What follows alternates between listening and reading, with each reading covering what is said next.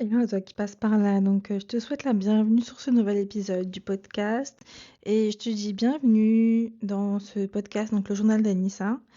J'espère que tu as passé une bonne semaine, un bon week-end et peu importe où tu écoutes ce podcast, sache que c'est un podcast assez chill, j'allais dire une émission. Sauf que non, on n'en est pas encore à ce stade-là, Anissa. Voilà. Si tu me connais pas, moi c'est Anissa, j'ai 30 ans et je parle de plusieurs sujets.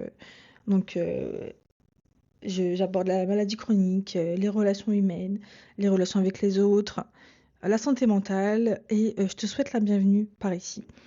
Si tu es nouveau, je t'invite à t'abonner pour suivre les prochains épisodes qui vont arriver bientôt et à me laisser un petit commentaire si le podcast t'a plu et auquel cas, si tu aimes bien mon univers ou ce que je te partage, à venir me voir en story parce que je fais pas mal de petites story time en voiture. Assez marrantes, mes potes comment dire, je vais pas dire satisfaits, c'est pas ça, mais ça leur fait rire quoi. Je suis une meuf drôle quoi. En tout cas, aujourd'hui, le sujet que je voulais aborder, bon, tu l'auras vu dans le titre, c'est le fait de vivre avec l'adénomiose et le SOPK. C'est un sujet qui est plutôt personnel, mais qui, je pense, est d'utilité publique. Je vais vous faire un peu une petite update de ces derniers mois, car je vous en ai déjà parlé. Je vous ai parlé de mon parcours de diagnostic dans le premier épisode, le tout premier épisode. J'ai conscience que le son du premier épisode est pas ouf. Pour la petite histoire, j'ai enregistré cet épisode quand j'étais à la clinique. J'avais ramené tout mon setup et tout, enfin voilà. Et du coup, on a l'impression que je suis dans une salle de bain. C'est juste parce que ça résonne énormément. Mais je le laisse et puis je me dis ok, c'est pas bien grave. Dans tous les cas, je me dis que ça peut toujours être intéressant d'écouter mon parcours, même si j'ai conscience que c'est horrible à écouter. Voilà.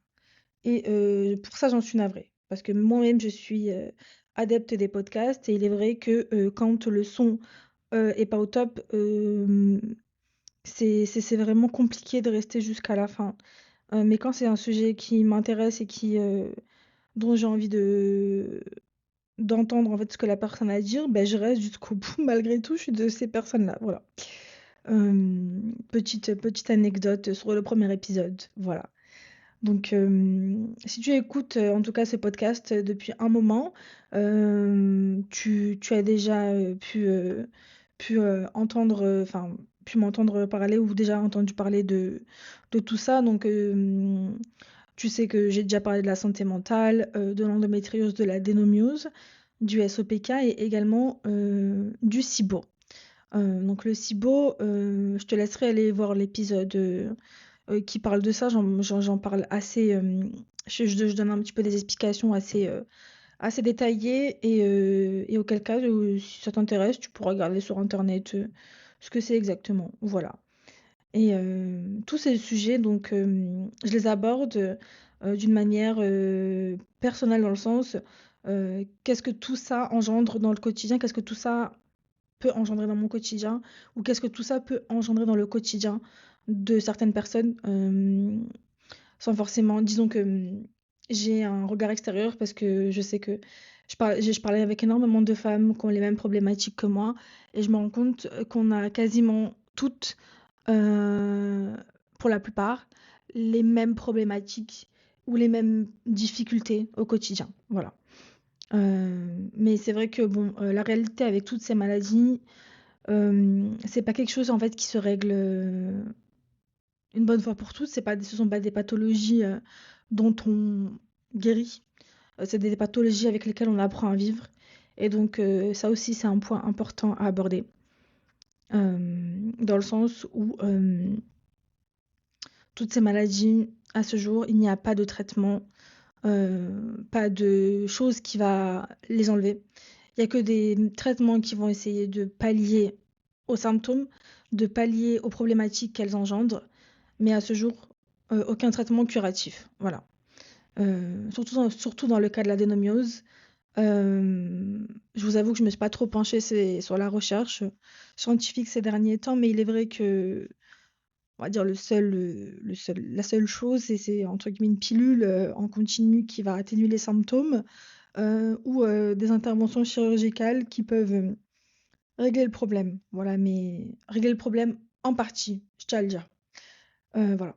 Je fais des petits disclaimers par-ci par-là parce que j'ai pas envie que mes propos soient déformés ou qu'on pense que je suis catégorique sur le sujet, c'est pas le cas. Voilà.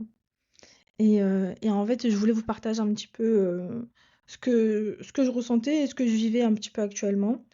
Il est vrai qu'il y a des périodes où je me sens mieux, des périodes où ça va mieux, et où d'autres où en fait le corps, mon corps me rappelle très clairement qu'il faut ralentir et qu'il faut penser un petit peu à soi et penser à se reposer.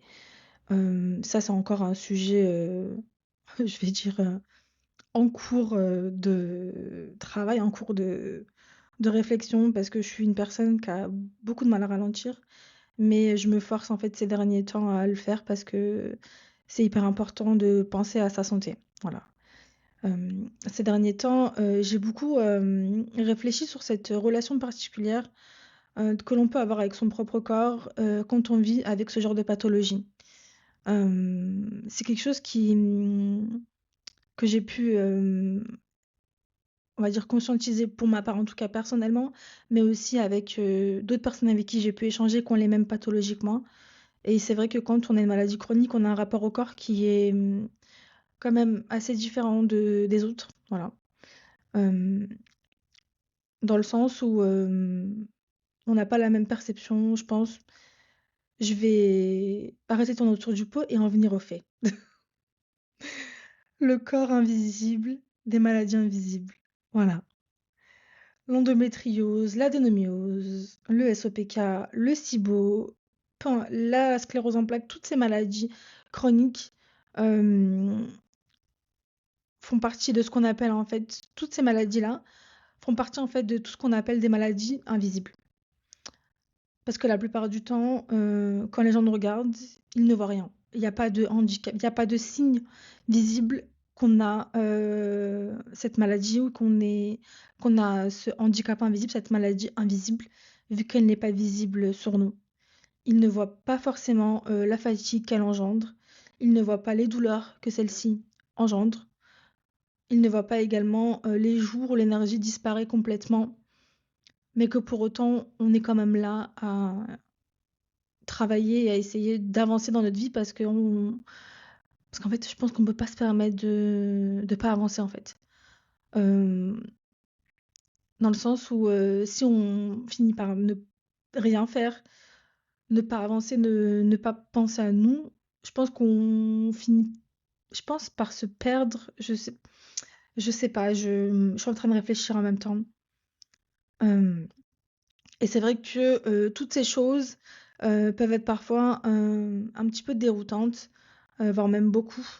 Parce qu'on a l'impression de devoir continuer à fonctionner normalement dans un corps qui, lui, ne fonctionne pas toujours de manière optimale ou de manière normale. On est en permanence, en train de s'adapter. On est tout le temps là en train d'essayer de s'adapter au quotidien, à ce que notre vie quotidienne demande. Si on est auto-entrepreneur, bah, du coup, il faut faire en sorte d'avoir un planning bien défini pour anticiper les crises, pour anticiper les jours où ça va pas. Et même quand ça va pas, ben, on est quand même là en train de travailler parce qu'on doit travailler et qu'il faut bien ramener du beurre sur la table ou comment on dit, c'est quoi l'expression? Mettre du beurre dans les épinards. Voilà, c'est ça l'expression. Et donc, ou quand on est salarié, bah, du coup, c'est aussi la même rengaine. Si on va pas travailler, bah, du coup, on a une perte de salaire. Entre ce que la sécu verse, c'est vraiment des clopinettes, clairement. Et c'est vrai que toutes les personnes qui ont des maladies chroniques, hein, invisibles ou visibles d'ailleurs, hein, on n'est vraiment pas aidé lorsqu'on a des problèmes de santé et qu'on doit euh, s'absenter, s'arrêter ou comment dire, aller à des rendez-vous médicaux, c'est vrai que c'est pas forcément évident. Voilà. Donc voilà. Et c'est vrai que j'ai l'impression, en tout cas pour ma part, que vivre avec toutes ces maladies chroniques nous pousse, en fait, à terme, au bout d'un moment, nous pousse à apprendre à écouter notre corps, à écouter son corps. Pendant longtemps, j'ai eu tendance à ignorer les signaux que mon corps m'envoyait. Je me disais intérieurement, ça va passer, c'est juste une mauvaise période. Il faut continuer à avancer, t'as pas le choix. Clairement, c'était ça ce que je me disais. Parce qu'en fait, quand on vit dans une société où ralentir est souvent mal perçu, c'est totalement ça, clairement. On valorise énormément la productivité, le fait d'être occupé tout le temps, le fait d'enchaîner les choses de manière, comment dire, machinale, si je peux dire ça comme ça. C'est vrai qu'avec le temps, j'ai compris que mon corps avait une manière bien à elle, bien à lui, bien à elle, de me rappeler certaines limites. Et que entendre ses limites, c'est aussi me respecter et respecter mon propre rythme. Je pense que ça, c'est une petite aparté assez importante de, de vous l'expliquer. Et en fait, pour vous dire, en fait, en toute honnêteté, je vais vous raconter un peu. Euh, Là, il y a quelques semaines, en fait, je crois il y a 3 semaines, je me suis foulé la cheville. Je me suis foulé la cheville à la salle de sport en faisant de la corde à sauter. Et j'ai l'impression que la moindre chose que je vais avoir, donc que ce soit une blessure, si par exemple je vais tomber malade, je vais attraper un rhume, je vais mettre énormément de temps à me rétablir. Dans le sens où, quand on a des maladies chroniques dites inflammatoires, on a déjà un taux d'inflammation dans le corps qui est assez élevé. Et donc, le fait de se blesser va créer de l'inflammation au niveau de la zone où on s'est blessé. Et ça va être la même chose quand on va tomber malade, qu'on va choper un rhume, choper une grippe, peu importe. Tout ça va engendrer une inflammation. Pour vous donner un ordre d'idée, lors de ma dernière hospitalisation, j'ai été un peu malade, sauf que je ne m'étais pas rendu compte de suite et je m'en suis vraiment rendu compte quand j'étais à la clinique. Et en fait, quand j'ai eu les prises de sang, la doc, elle me regarde, elle me dit, mais madame, vous avez un taux inflammatoire qui est très élevé. Est-ce que vous avez une infection en ce moment? Est-ce que vous avez quelque chose qui peut expliquer cette inflammation? Et donc de là, je lui explique en fait que depuis mon arrivée en fait là, je suis un peu malade et je me sens un peu patraque quoi. Ce qui explique en fait le taux d'inflammation qui avait vraiment fait un très gros pic, qui avait pété les scores clairement au niveau de mes prises de sang. Donc il suffit qu'il y ait la moindre petite chose d'inhabituel qui va se passer dans notre corps. Mais en fait, notre corps, il va le ressentir vraiment de suite et on va mettre beaucoup plus de temps, je pense, à aller mieux ou à se rétablir. Pour vous dire, hein, c'était il y a 3 semaines, ma cheville, et j'ai encore un peu mal là, aujourd'hui, hein. Donc, j'ai repris la salle de sport à peine hier, pour vous dire. J'avais essayé d'y retourner la semaine dernière, mais ça a été un échec. Voilà. Donc ça, c'était la petite aparté.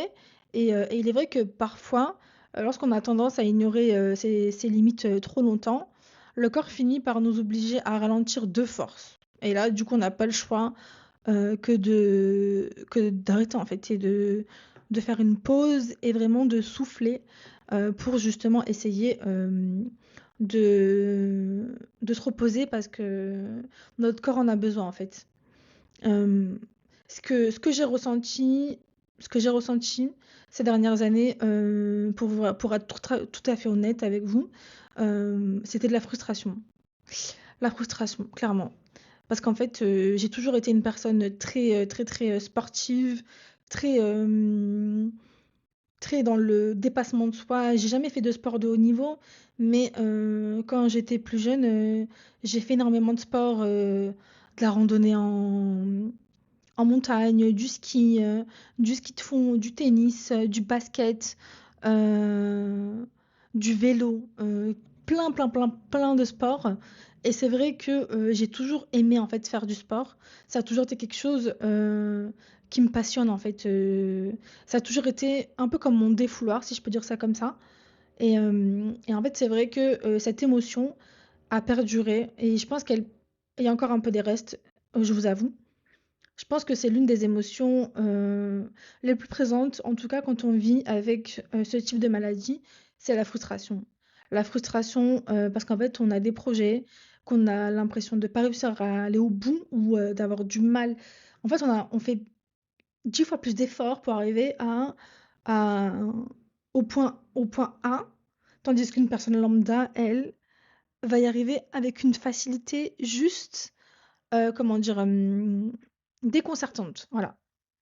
Non pas que ce soit là, une façon de se comparer, c'est pas ça, hein. Mais c'est vrai que quand on en fait, il y a cette, je vais pas dire cette idée de, je pense qu'il y a cette projection aussi, honnêtement, de comment est-ce qu'on était il y a quelques années, avec moins de douleur et comment est-ce qu'on est là actuellement avec, entre guillemets, je pense, toutes les problématiques qu'on vit aujourd'hui. Et c'est vrai que ça peut, créer un sentiment de frustration. Moi, je vous dis, ce sentiment-là, moi, je l'ai laissé de côté et j'ai appris, en fait, à m'adapter, en fait, à mon propre corps et à adapter, en fait, pour vous donner un exemple, mes séances de sport. Quand je vais à la salle de sport et que je vois que je suis sur une semaine où je suis un petit peu plus fatiguée, j'ai tendance à faire moins, à diminuer mes charges et à faire moins de comment dire? D'aller jusqu'à l'échec musculaire. Je vais vraiment faire en sorte de faire une séance chill, sans me prendre la tête, sans forcément, essayer de me dépasser et aller au bout, au bout, au bout, au bout, quitte à, ce que je me sente, mal ou que par exemple, je me blesse, pardon. Donc il y a ça aussi à prendre en considération.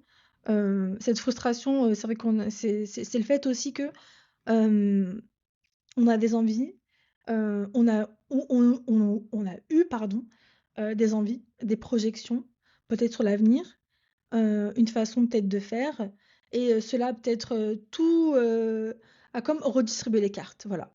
Ce type de diagnostic en fait, endométriose, adénomiose, SOPK, heu, peu importe la maladie, sclérose en plaques, je pense à plein, plein d'autres maladies.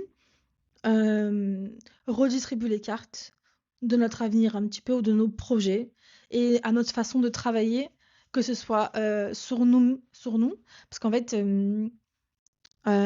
sur nous-mêmes donc, au niveau de notre santé mentale, parce que ça peut engendrer aussi des problèmes de santé mentale et dans notre quotidien, que ce soit en milieu professionnel, entrepreneurial, hem et notre façon aussi de vivre, notre vie au quotidien dans le sens où, le sport, le ménage, par exemple, je sais que pour certaines personnes, le fait de faire le ménage, c'est un petit peu compliqué parce qu'elles ont de très, très fortes douleurs neuropathiques, dans les jambes, et donc tout ça, en fait, c'est une sorte d'adaptation, en fait, et c'est un nouveau rythme de vie à prendre, voilà. J'ai un peu tourné autour du pot pour dire la même chose. Donc en fait, c'est vrai qu'on a l'impression on peut avoir l'impression, en fait, que le corps, ne nous suit pas, qu'il y a des jours, en fait, où l'énergie est là, que tout semble possible, mais qu'en fait, notre corps, en fait, ne nous permet pas d'aller au bout, en fait, de ça. Et c'est vrai que ça, c'est pas forcément évident. Donc, dans le sens où, en fait, on a l'impression, de devoir, fournir beaucoup plus d'efforts, pour des choses, simples de la vie quotidienne. Et donc, accepter ça, ce n'est pas toujours facile. C'est vraiment un chemin, à mon sens, de longue haleine, qui prend du temps, mais une fois que c'est fait, honnêtement, il faut vraiment pas, culpabiliser et il faut vraiment pas se mettre la pression. Voilà, il faut accepter les choses comme elles viennent. Voilà. Donc il y a des jours où ça va et des jours où ça va et des jours où ça va pas. Voilà. La maladie chronique aussi, peut également changer, le regard qu'on a sur son propre corps. Donc je vais m'expliquer. Donc avec le temps, c'est vrai que j'ai essayé de changer ma façon de voir les choses. Avant mon diagnostic, je faisais énormément de sport et j'avais perdu énormément de poids. J'avais atteint, 65 kilos. C'était post-Covid, hein. Hem, Post-Covid, non, avant le Covid. C'était avant le Covid, oui. Un peu après le Covid, donc j'ai eu mon diagnostic, de l'adénomiose et avec tous les traitements que j'ai testés là ces dernières années, ces traitements-là m'ont fait prendre du poids. Et c'est vrai que pendant longtemps, j'ai vu mon corps hem, comme un obstacle à ce que, comment dire? Quand j'avais mal, pour autant, j'allais quand même aller m'entraîner. C'est-à-dire qu'à l'époque, même en pleine crise d'endométriose, je prenais un cacheton et puis j'allais m'entraîner. Tandis que là, aujourd'hui, je n'ai plus du tout cette vision-là des choses. Pour moi, le signal que m'envoie mon corps, c'est un indicateur, de, de comment est-ce que je me sens. Il me montre, en tout cas, quand je vais trop loin, et quand je dois ralentir. Quand je vais trop loin, là, je vois que mon corps m'envoie des signaux. Quand je vois que c'est OK, je n'hésite pas à m'entraîner un petit peu plus et à augmenter peut-être mes séances dans la semaine et à rajouter des séances de cardio telles que la piscine ou l'aviron. Bon, l'aviron, ça fait très longtemps que j'y suis pas allée, il faudrait que j'y retourne. Mais c'est vrai qu'avec ma cheville, j'avais pas forcément envie de me faire encore plus mal. Donc voilà. Donc c'est vrai que même si c'est pas toujours simple à accepter, ça s'apprend, ça s'apprend et c'est vrai que ça prend du temps, certes. Ça prend du temps. Ça prend du temps. Ça rime. Tiens, ça rime, j'aime bien. Apprendre à apprendre à voir où sont ses limites prend du temps. Suivre son rythme, ça prend du temps. Et aussi, être sûr de la manière dont je veux avancer dans ma vie également, ça prend du temps et il faut avoir aussi un certain recul, sur comment est-ce qu'on était peut-être il y a 2 ans, 3 ans, 6 mois, 1 an et essayer de voir, comment est-ce qu'on se sent et si c'est OK pour nous. Voilà. Donc, à mon sens, en conclusion, hem, toutes ces choses, vraiment ne sont pas négatives. Au contraire, hein. C'est vrai que j'ai été en crise là dernièrement, crise d'adénomiose, j'avais très, très mal. J'ai fait une crise en pleine nuit. Heu, je me suis réveillée avec des douleurs, je vous raconte même pas. Hem et en fait, je me suis dit: «En fait, là, tu seras pas en état pour aller, pour bosser, en fait. Il faut que tu lèves le pied. Il faut que tu essayes de te reposer parce que c'est vraiment pas possible, quoi». Donc du coup, je me suis, comment dire? Pris le temps, en fait, de me reposer. J'ai pris le temps, en fait, de me reposer et de penser, en fait, à ma santé et pas à ce côté productivité, absolue, quitte à y laisser sa santé, physique et mentale. Donc ça, c'est aussi, c'est vraiment important. Donc à mon sens, si toi aussi tu vis avec une maladie chronique ou simplement avec un corps, qui demande parfois de ralentir un petit peu plus, j'espère que cet épisode, pourra te rappeler une chose importante. Tu n'es pas infaillible, tu n'es pas en retard, encore une fois et il faut, apprendre à mon sens, à avancer à notre propre rythme et surtout, ne pas se mettre la pression. Voilà, je pense que c'est ça le message du jour.